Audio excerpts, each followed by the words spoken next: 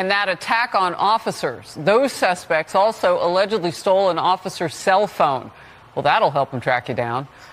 So a fifth illegal immigrant accused of attacking two New York City police officers over the weekend showed no remorse or regret. He was seen, as you can see, giving his two middle fingers to the cameras moments after being released without bail. These are not people you need to provide cover for. These are people who are in the country claiming asylum. They don't have a right to be here. It is a privilege to be able to take advantage of our asylum program. Before I get started, guys, I want you to know that we're going to be here for a while. Not only are we going to be talking about the incident that happened in New York City, but we're also going to be talking about how it is that Anna has had a little bit of an epiphany when it comes to the migrant crisis. So make sure you guys stick around for the full video. Just for the record, this is not the first time that Anna Kasparian has said something like this, because she's actually been doing it a lot more often recently. Also, to go on top of this, this is not the first time that something like this has happened in New York City, especially when it comes to migrants. Now, you're seeing some stuff in the B-roll footage, and don't worry, we will get to the actual story itself and exactly the turn that has got some people a little bit angry with somebody that I've actually come to the defense of a lot recently, especially given the fact that we all know she's definitely on the left. But of course, she's been saying some things that had people thinking that she's secretly on the right. However, what's really going on here is that Anna is starting to develop some common sense. But don't worry, we'll cover this a little bit more here in this video, as well as the story itself. Now, New York City has been a bit of a hot spot for the migration problem. Chicago has also been very bad. I've talked about this a lot in recent videos. I'll even link a few in the description box for you guys, but this situation here seems to hit a little bit different. Maybe it's because a couple of cops got attacked by a whole group of migrants.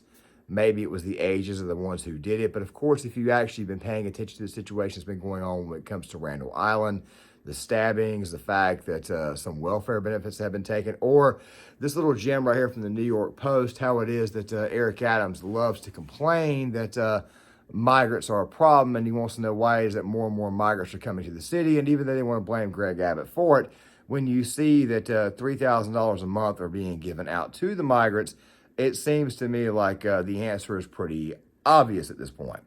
And obviously what it is once again, people on the left accusing you of what it is that they themselves are already guilty of. But we'll get to that here in a second. So here's the deal. As many of you guys already know, migrants, of course, the other day attacked a couple of cops. Now, they're saying that the cops were not seriously injured, but still at the same time, it's a problem that we're having right now, especially in our society, seeing how it is that we've gotten softer and softer and softer. And you guys may have caught at the very, very beginning the District Attorney, Alvin Bragg, who's very, very weak on crime. Of course, he's letting all these young scholars just run free and do whatever. That if they're not going to get the backs of the police officers, and if they're going to continue to let people out, especially after they commit heinous crimes like this, after a while, it's going to give these criminals carte blanche to basically do whatever the hell they want. That right there is what the hell is really and truly going on in this situation. And I've also talked about the situation possibly getting a lot worse come summertime, but we'll get there here soon. But what about said incident? Well, let's go ahead and roll this first part. To that brutal attack on two NYPD officers over the weekend. All right, Fox 5's Morgan McKay live outside criminal court in Lower Manhattan. And Morgan, what's the latest on this case? Steve, Natasha, one of the men allegedly involved in this attack against police officers in Times Square on Saturday night, his arraignment just wrapped up and he's being held on a $15,000 bail. Now, the other man is having his case deferred for now, so his arraignment could come at a later date. Now, here is video of the two suspects as they entered the courtroom today. The NYPD also showed up in full force with dozens of police officers and PBA members packing the courtroom for the arraignment. Now, according to the NYPD, more than a dozen men attacked two police officers. Bail. Footage of the incident shows an NYPD officer and lieutenant telling a group of migrants to move along moments before the fight broke out. When the two officers tried to put a man in a yellow jacket under arrest, they were attacked by multiple people on all sides. The officers sustained kicks and punches as they attempted to wrestle some of the individuals to the ground. Now, according to the NYPD, multiple of these people are currently living in migrant shelters. PBA President Patrick Henry says the officers who were attacked are currently recovering. Now, really quick, let's see what the actual reaction is from the city of New York. And not just the city of New York, the people there, but obviously people who are in the courtroom, people who are looking into the case. And of course, this also includes the police union too. Have to ask the question, why did these 4 individuals be released on their own recognizance? Why aren't they in jail right now? They brutally attacked a New York City police officer and a lieutenant. Our criminal justice system is upside down. It fails every day. Police representatives are also calling for some of the migrant men involved in the attack to be deported. Governor Kathy Hochul suggested yesterday that she would likely be in support of deporting the migrants responsible for the attack on police, and said she's quickly looking to judges and prosecutors to do the right thing. Now, there is some question whether the city's sanctuary city status would keep these men from being deported until after they are convicted. However, the mayor's chief of staff today says if federal authorities wish to deport these migrants involved in this incident, the city will cooperate. If they're convicted of these crimes, they should be deported. So on the issue of bail, I think that these individuals should not have been released, right? And so the circumstances under which that happened are clearly out of our control. But we would think that if they were arrested for these crimes and they were properly arrested for these crimes, that they should not be back out on the street based upon what they did. Now, the men arrested as part of this attack are facing at least 4 charges, including assault on a police officer and disorderly conduct. Reporting live, I'm Morgan Mackay. Steve, Natasha, back to you. As I said before, this right here has obviously been going on for a while in New York City. It's been going on, really, to tell you the truth, since probably, I would say it's definitely been much, much more relevant here recently, but it seems like the real reason why it is that's been more relevant recently is because of the way the actual criminals have been acting themselves. Now, it is true that no real injuries occurred, but still at the same time, police officers are still authority figures, and I understand why somebody may not care too much for the police. But what's the old saying? Monkey see, monkey do. Of course, these people, they see the fact that nobody's getting charged. They hear that cops are basically getting attacked all the time. Or they hear that you can pretty much do whatever the hell you want and not actually get punished for it. So therefore, if this right here is the case, then obviously people are going to be emboldened to pretty much do whatever, especially when it comes to the topic of authority figures. But of course, people are beginning to get outraged over this, especially police officer unions. Now, I'm not the biggest buff when it comes to police officer unions, but here's the thing. Police officer unions are there to, how do I say this? They're there to kind of assist cops when they get in extremely bad positions. And what I mean by extremely bad positions is BS positions. Believe it or not, there are times when police officers do get into it and they're actually, how do I say, in the right, and they get punished for the wrong things. Especially in today's society where we have extremely weak DAs who are almost pro the perpetrator and very, very much anti the authority figure, the people who actually keep you safe within that city, or the people who keep you safe also not just within that city, but also when it comes to suburban areas and, of course, rural small town communities. Now, there is something that people have not actually thought about, and I'm going to go ahead and bring this up now, and then I'm going to bring it up a little bit later on towards the end of the video because it definitely comes up during Anna's little monologue, and that is this right here. It's not just police officers that get attacked. It's also firefighters, EMS workers, that type of stuff there too. Now, before we go any further, I want to go ahead and say this. Back during the whole defund the police situation, the thing that I thought was the dumbest out of the entire situation was the fact that if you defund your police departments, especially in these very, very large cities, you're leaving the opportunity for people to die of incidents where the police may not have actually been needed per se, but still would have been needed to coordinate the rescue efforts. Let me give you an example of what I mean. Let's say you live in a rough neighborhood somewhere, say like in Harlem, or let's just say it's just another little area of New York. Say Hell's Kitchen, for example. And let's just say that grandma or granddaddy is having a heart attack.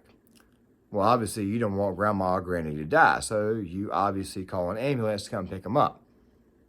The thing is this right here, when you call 911, when you call dispatch, what they will immediately do is that they will notify the nearest police officers. Now, why in the world would they do that? Well, they want them to go to that area to make sure the scene is secure. The first thing that fire and EMS is going to say, or they're going to ask is the scene secure? This right here, of course, is the minute they get the call, is the scene secure? And then from there, they begin to move to said location to rescue grandma or granddaddy to carry them to the hospital. That right there is one of the biggest reasons why it is you don't want to defund your police departments, because let's just go ahead and say, for the sake of argument, that grandma or granddaddy, while they're having a heart attack or possibly having a stroke, or, I mean, that can't really think of anything worse, but still, even if, say, if it's like an attack, you want to make sure that the area itself is safe. If it's not safe, fire and EMS are not going to show up. They're probably going to be delayed because they obviously need law enforcement to secure the scene. Something that defund the police crowd did not think about, and obviously now you've got a lot more young ruffians out here taking advantage of the situation, seeing that cops are not there, cops are not allowed to defend themselves, and of course PUA is actually, they're kind of rendered helpless in this situation, or at least they're overbooked because they've got so many pending cases because of the very, very weak district attorney in the city of New York. And as a result of this, criminals think they can just get away with anything, and of course it puts everybody at risk. But of course, we're not thinking about the people who can't afford lawyers. We're not thinking about the people who need police the most. We are just thinking about people in general who, let's just say, are not being respected, nor their rights to their own life are being respected, because these migrants, who quite frankly have no allegiance to the United States of America or to the city of New York or the city of Chicago or whatever city they're going to, they just basically have carte blanche to do whatever the hell they want. And of course, you're seeing this now.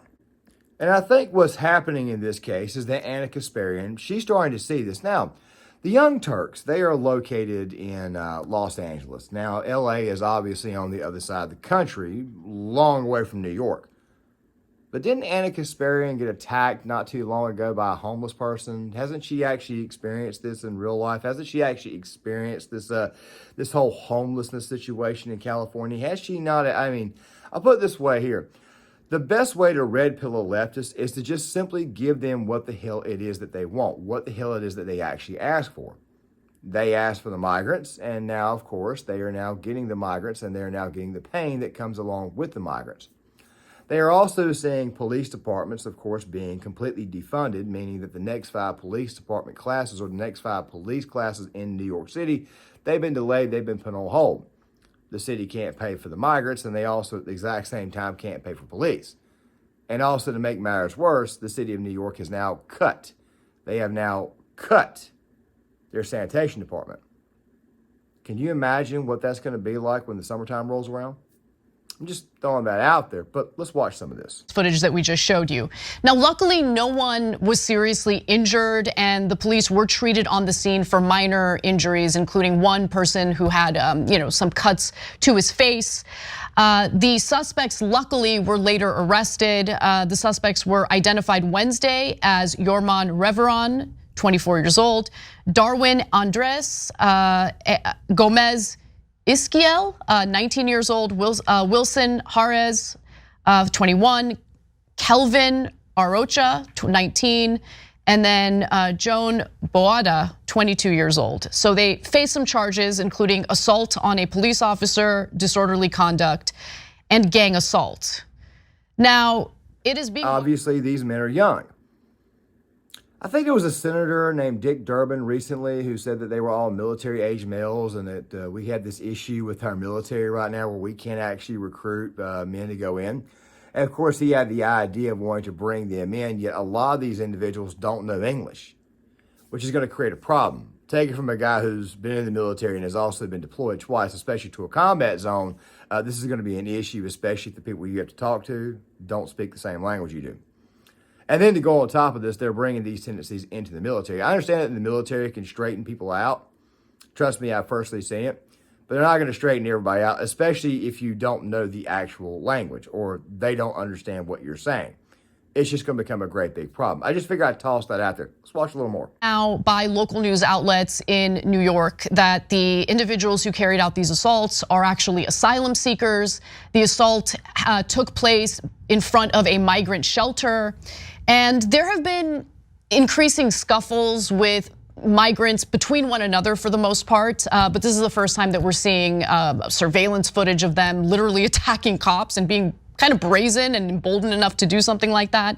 One of them already had a criminal record. Reveron has 2 pending cases in Manhattan for assault and robbery. He allegedly attacked a loss prevention officer at a Macy's department store during an alleged robbery, and also allegedly punched and bit a Nordstrom Rack employee in November. I don't want to get ahead of myself here, because I have a whole argument that I'm about to make. But let me just say this. Now, really quick, asylum seeker. Okay, I think we've already got this one out of the way. Young, already got that one out of the way. Brazen about what they did, got that out of the way. The fact that they had already been arrested before, meaning that they more than likely had already been let go. That right there is pretty obvious, given the fact that, yeah, they're just letting people out of jail. But here's the thing that really sticks, is that really sticks to me. Not only did one of these guys already commit a crime before, but in one of those cases, there was an actual biting. Now, let me throw this out here really quick, because I'm not so sure everybody has actually been through this before. If you've ever been bitten by an animal, then you obviously know that after you get bitten by an animal, not saying these guys are animals, but even though there are a lot of dogs, cats, of course, even some regular other domesticated pets wouldn't just bite their owner like this, not all the time, or just bite people on the street, even though it does happen. But of course, these guys were here obviously pretty brazen about what it is that they do. And something else too about these migrant shelters, and we'll bring them up again here soon, because obviously they love to talk about internment camps, concentration camps, all the rights, a bunch of Nazis, this, that, and the other. Yet it is that these places are literal camps with like curfews and laws and their own rules and regulations and all that type of stuff. We'll talk more about it towards the end. But the fact that he has bitten somebody, I don't know if you guys know this or not, but when you're actually bitten by another man, an actual human, it's actually worse. And the reason why it's worse is because the bacteria and any type of additional illnesses may actually begin to circulate. Now, typically when you're bit by an animal, of course, you go get rabies shots, and of course, you have to continue to get those things. However, when bitten by a human, oftentimes a lot more things are actually coursing through somebody else's bloodstream that could, in fact, get to yours. I'm just throwing that out there, okay, before we get any further. Because obviously, it's pretty obvious that Anna, before she makes her argument, it's pretty obvious that this left-winger has clearly had enough. But let me just say this. Considering the lack of resources for migrants, considering the fact that you have a situation in which there isn't enough shelter and you have migrants sleeping outside, can we deport the migrants who are engaging in this kind of behavior and this kind of crime? Like, one of them has already gotten arrested twice for assaulting employees at retail stores. And then you have the surveillance footage of them kicking cops in the head as the cops are trying to detain another guy. Why? What are we doing? So they get arrested and then they're let out. No bail, because it's New York City, of course. Okay, listen, I know we have a giant left-wing audience. Now, really quick, before we get to the next segment, which is much, much longer, I want to go ahead and say this right now. Forget the cops for a second. Forget the whole fact there's a migrant crisis going on here for a second. What she just said at the very end, I know we have a very, very left-wing audience out there. Okay. And of course, she's been playing to this left-wing audience for a very long time. It's almost like she's trying to save a certain group of people. I mean, there was recently this clip that I saw floating around Twitter that she had. In political news, and this has become increasingly and abundantly clear to me, you have to pick a side and you have to constantly prove how pure you are in defending that one side. You're never allowed to point to the other side when they maybe make a good point. You're never allowed to, deviate even a little bit from the predetermined default talking points on your political side. I know, because I experience it personally almost on a regular basis now. Basically, the reason why I showed you that is because I'm trying to show you guys that obviously Anna is starting to see that the ideology that's actually been pumped through her head, has actually been pumped through her blood, it's been given to her by Jink over and over and over again for, I think it's been since, 2006, 2007, it's starting to peer through her brain that obviously this ideology was the wrong ideology for her to have. There's a guy out there named the Aristocratic Utensil. I bring him up a lot in videos. He did a video a while back, which of course he eventually took down for some reason. No, I think he put on Rumble, where he actually basically provided an actual, honest to God, straight up argument for about 15 minutes on why it is that Anna was not really and truly an actual leftist. What it really is that she was a moderate liberal who got brainwashed by leftists, and of course the brainwashing has been getting weared off. I'll try to link that video in the description box. Maybe the Aristocratic Utensil may have popped it back up there. He used to go by the name Spoon. Very, very smart, very, very good guy, very, very articulate. The thing is this right here. Anna is obviously starting to see, and of course she's even experienced this, especially from her own side with the attacks. I mean, I have to go through everything that's actually been said or done. Of course, there are other channels that report, and they talk about the Young Turks much, much more often than I do. But still, though, it's not hard to see that this person is starting to come to the realization that the ideology, the things that, quite frankly, that she has been preaching for a very long time, probably begrudgingly, is starting to come home to roost, meaning that she's finally beginning to wake up. It's almost like she's had a bit of an epiphany of sorts. But then again, though, at the same time, this was a situation that was so blatantly obvious that, yeah, it appears that the answers are so absolutely obvious, like I just said, because the situation was so obvious that, yeah, we kind of can't keep going through with this, especially given the fact that there's a complete total lack of resources. And while it is that the Biden administration has left the border wide open, even though Texas is being forced to secure that border with the National Guard and even Customs, Border, and Patrol, they have decided to abandon Biden on this issue and side with the Texas National Guard. And even though Greg Abbott has been sending migrants to these places, it was actually TYT who actually admitted that the burden was being put too much on Texas and the sanctuary cities, of course, up north, areas like, say, Chicago, New York, LA, San Francisco, that these people are, quite frankly, showing a lot of hypocrisy when they say we want the migrants, we're for migrants, we're a sanctuary city, and then now all of a sudden the migrants get there, and now all of a sudden people do in fact complain.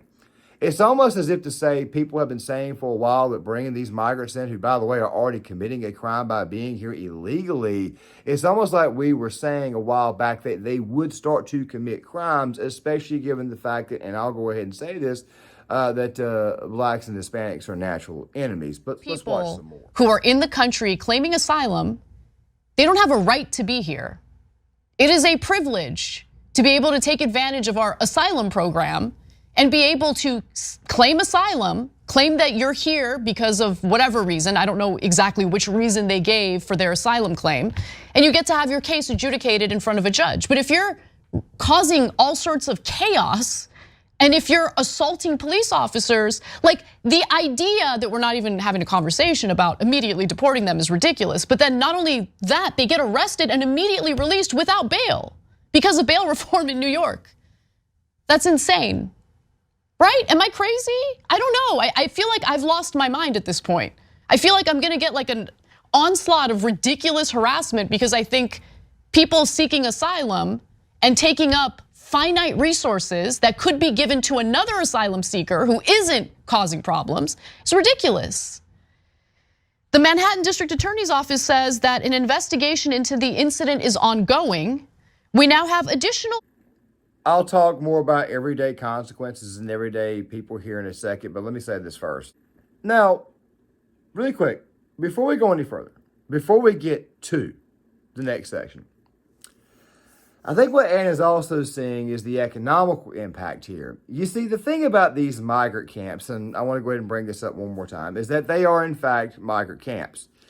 You see, we've had a lot of issues. There was this one issue in Chicago where one of the migrant facilities in Brighton Park has got all kinds of environmental issues, all kinds of hazards, all kinds of concerns.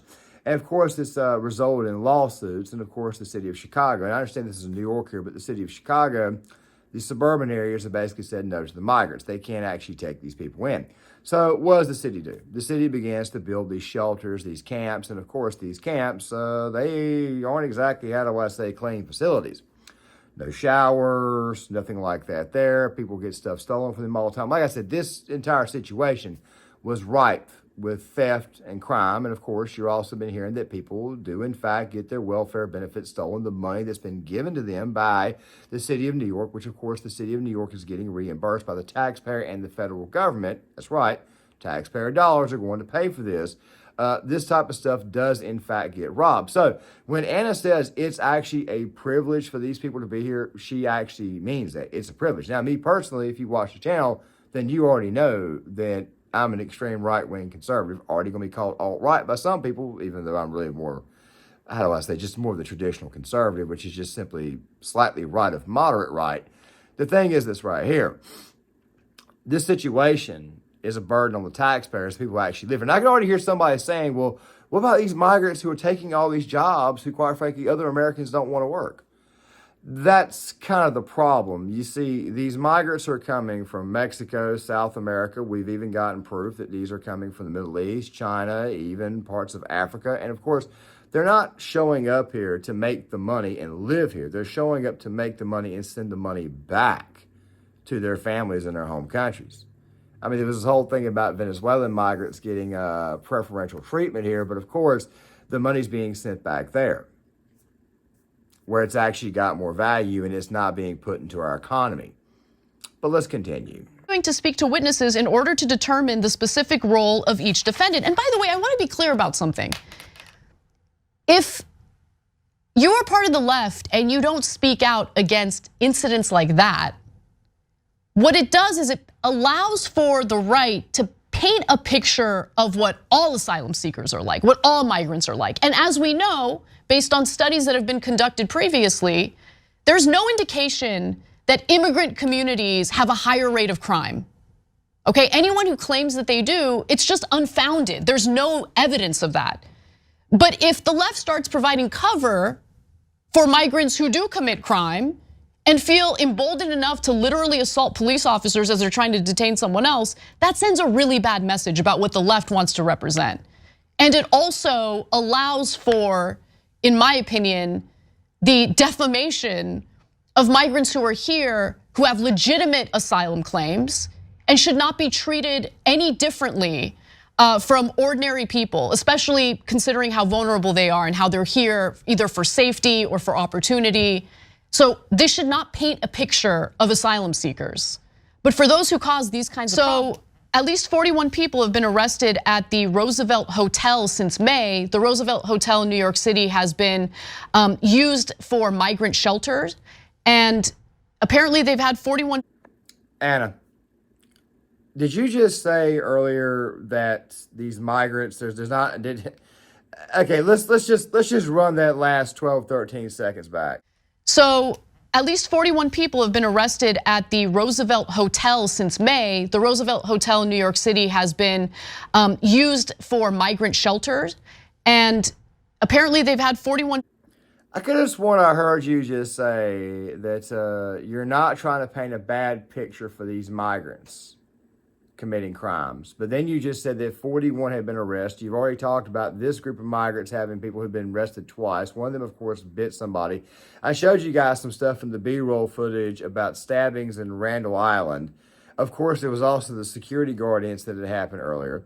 We've talked about this issue on several occasions on this channel. I understand my channel is much, much smaller, but there are other YouTube channels out there that have actually pointed this out and they've reported on this. It seems to me like maybe the migrants, of course, are giving themselves a bad name with this situation. I mean, they've been getting free cell phones, government benefits, and then now they're committing crimes and even attacking police officers who are just simply doing their job. Like I said, we'll talk about the effect on everyday citizens here in a second, but the left simping for this chaos, they're doing this because they want to see the destruction of the nation itself. Anna Kasparian, you've been preaching this for what, 15, 16 years? And I grant, like I said before, you've started to come back towards more common sense, but still at the same time, I think that there's obviously some culpability here. Now, I will give Anna some credit here, and I do know that she started seeing a therapist sometime after Trump won. But by the way, I got to say this really quick. Donald Trump winning the presidency in 2016, even though I voted for the guy twice, but I voted for a third time, absolutely made me laugh because people literally needed to go see a psychiatrist after he won. I mean, imagine how weak you've got to be as a person to have to go see a psychiatrist because a certain guy won the presidency. When Obama won in 2008, I was like, okay, oh well. When Obama won in 2012, I got angry, but I didn't need to go see a shrink over it. I mean, come on, people. And that's according to police reports on the matter. And the Manhattan District Attorney's Office later declined to prosecute because prosecuting people is tough. You need to actually prove your case. And if it's not an open and shut case, they just drop it. So a spokesperson for the Manhattan DA's office says, after thorough investigation and review of the facts, the people declined to prosecute this matter. If a crime cannot be proven beyond a reasonable doubt, it is our ethical duty not to charge it. It seems like they believe it's their ethical duty not to charge anyone with anything. So we'll see how it plays out for the people who were caught in that surveillance footage beating the crap out of those cops. But anyone who thinks like, oh, who cares? We don't like cops, so let them do whatever they want. You're ridiculous, okay? You're ridiculous. Not all of us have the resources, as Cori Bush did, to hire private security and feel safe. Ordinary citizens have their tax money. I really love how at the end she just kind of stuck a knife right there in Cori Bush and just kind of turned it. I talked about Cori Bush in the previous video and the squad as a whole. If you've been paying attention to this situation for a while, then you know what's really going on. Is that her being investigated by the Biden DOJ shouldn't surprise you because they have to get rid of the squad, which coincidentally are representatives that TYT propped up, and now even TYT is starting to turn on them. It's fascinating how it is that the left loves to eat itself, but being on surveillance camera footage, they're actually seeing what's going on, actually seeing the crime take place, and you can't get a jury to convict. Wow. I mean, how far gone are you people? Amazing. Let's watch this final Ordinary bit. citizens have their tax money sent to local police departments for protection, to keep the community safe. So if you have a situation in which police are getting the message that they can be assaulted like that, and then right after their book, they're just released without bail, I don't know, I feel like it's gonna harm recruitment efforts in a situation where we already have a shortage of police officers. So when you call the cops because you need them and they're unable to come because there is that shortage, don't complain about it if you provided cover for the kind of behavior we saw in that surveillance footage. But aside from that, if these guys are comfortable enough to openly, publicly, in broad daylight beat the crap out of police officers, what do you think they're willing to do to ordinary people? We already know one of them had no problem beating up or assaulting retail workers. So what kind of other damage are they gonna do to other members of that community? No, we gotta speak out against this stuff, and we have to speak out against it loudly. We have to be clear that they're not representative of immigrants and migrants. But we also have to be clear that we on the left denounce and condemn this kind of behavior and want consequences for it. And if you don't, just now, guys, you've obviously heard Miss Kasparian go off on this, and of course she's a liberal. She's very, very much on the left. And the thing is this right here, as I've said before, she has actually personally experienced some of this, whether she got attacked by a homeless person or whether the crime deniers have gone after her, even though she sees it, even though she's commented on it, even though she's obviously reported on it. And by the way, the Young Turk still doesn't do the best job on it. I'm pretty sure if I go back and look at this video sometime a week or so from now, I'm pretty sure I'll be saying to myself, daggone, man, dude, you really missed a couple of parts. My God, man, she really didn't do that great. Fact of the matter is this right here. She's finally starting to see what it is that most everyday Americans are starting to see. They're starting to see that they're helpless. They're starting to see that they can't actually protect themselves. And you know, I'm bringing this little graphic here up because obviously the state of New York and the city of New York has got this issue where they won't allow people to own a firearm, but they won't allow people to carry a firearm. As I've said in several videos, if you just simply allowed people to carry a firearm, even if it was open carry, it would deter a lot of crime. I mean, it really and truly would deter a lot of crime because the mere sight of a civilian carrying a weapon would actually cause a lot of people to think twice about committing a crime, committing an assault, committing a murder, or anything. Of course, I'm not condoning violence. I'm just simply saying that this right here would actually deter a lot of the problems that you see today.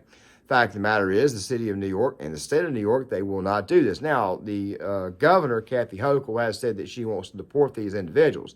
Now, deporting these individuals, these people who committed the crime, I do agree with, but I also think that they should spend some time in a U.S. prison as well, meaning that you commit the crime over here, we don't just allow you to go back to Mexico, because if we allow you to go back to Mexico, chances are they're probably just going to let you run free, and then you're just going to come right through our border one more time and take advantage of the entire situation. And guess what's going to happen then? You're probably going to commit another crime.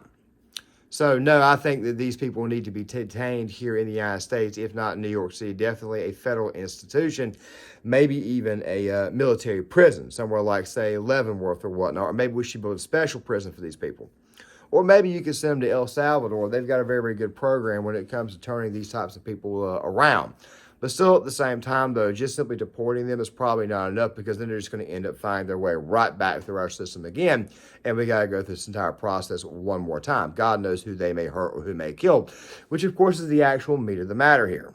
Now, I know that I have said this on several occasions, and I will say it again. These people who live in New York, these people who live in Chicago, these people who live in Denver, LA, San Francisco, Minneapolis, they voted for this. They voted for this crap. But there are a lot of people out there who are actually starting to see the light, and they're starting to see that they made a wrong decision here. They're starting to see this. Now, my thing is this right here. If you vote for this crap, and you've been red-pilled on this, and of course you actually see the light, and you're willing to actually make a change or make an adjustment on this, I can actually forgive you and work with you. That's called forgiving people and moving on, something that the left doesn't really know much about, because, of course, they love to dig up tweets from 30 years ago and go after you over that there, because these people are obviously very, very lonely, sad people. I mean, these are people who want to see the destruction of their own nation, destruction of their own neighborhoods, destruction of their own cities. I mean, how psychotic have you got to be? Extremely self-defeating ideology. But then again, at the same time, that if you look at the actual lifestyle they live and how exactly how futile wokeness is. I mean, think about it really quick. They abort their children. Right now, conservatives lead them 2 kids to 1 from ever since 1996. They abort their kids. They don't exactly like to engage in heterosexual activities nowadays. It seems to me like it's actually a pretty futile lifestyle, pretty futile religion, whatever it is that they follow. There's not really much of a future here. I mean, there really and truly is not. The thing is this right here, though. When they have decided not to have a future, they oftentimes love to decide that everybody else has got to be in some form of misery with them. And, of course, misery loves company. And, of course, they want to watch the world burn. So how do you do this? Well, let's bring all these migrants in here. And, of course, the migrants that come in here, they start committing crimes. They're already committing a crime by being here anyways. But they start committing crimes. And, of course, it puts a strain on the police department, who, by the way, has already got to deal with enough crap in that city. And not to mention, they got to deal with an extremely weak, woke district attorney who wants to score political points with the other minorities in the area by not charging anyone. After a while, they will eventually run over him too. The problem that people have right now is how many people are they going to run over before they run over him? It seems to me like the city of New York has obviously got a serious issue here, and at least there's one good person on the left that can actually see this. And I'm glad to say that I think that Anna is at least seeing the light, at least on this issue here. Of course, we've talked about it before. We've made fun of it before. And, of course, I've made fun of her before. However, I do got to give her credit for at least trying and at least getting this out. With that right there being said, guys, please tell me what you guys think in the comment section. Please hit the like button, subscribe, share the video, sound off in the comment section, and I will see you guys later.